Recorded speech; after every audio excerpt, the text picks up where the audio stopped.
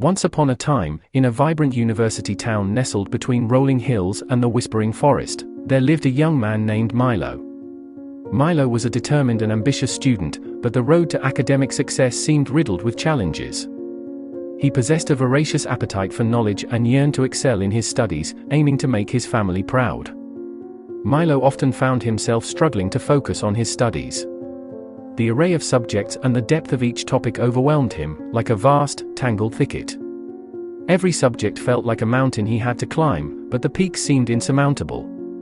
He flitted from one topic to another, unable to delve deep into any. The weight of expectations bore heavily on his shoulders, leaving him feeling like a ship lost at sea. One fateful day, feeling the weight of his struggles, Milo made up his mind to seek guidance. He had heard whispers of a wise Zen master residing in a secluded hermitage on the outskirts of town. This master was rumored to possess ancient wisdom that could untangle the knotted threads of Milo's academic struggle. With hope in his heart, Milo embarked on a journey to meet the revered sage. The path to the Zen master's abode was winding and serene, winding through whispering trees and babbling brooks. The master, an elderly gentleman with a gentle countenance and a warm smile, welcomed Milo into his humble dwelling. Milo, feeling a sense of peace in the master's presence, poured out his heart and shared the burdens of his academic journey. The master listened intently, nodding empathetically as Milo spoke of his struggles.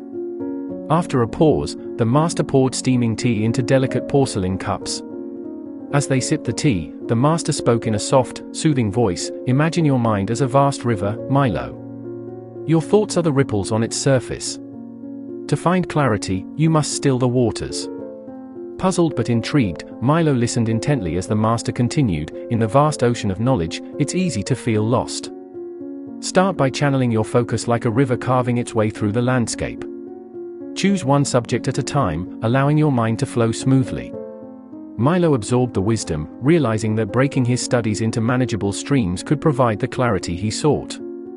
He began to structure his days, dedicating specific time blocks to each subject. Each study session became a focused journey along a specific stream of knowledge. Yet, Milo still faced challenges. Sometimes, he'd stumble and lose his way.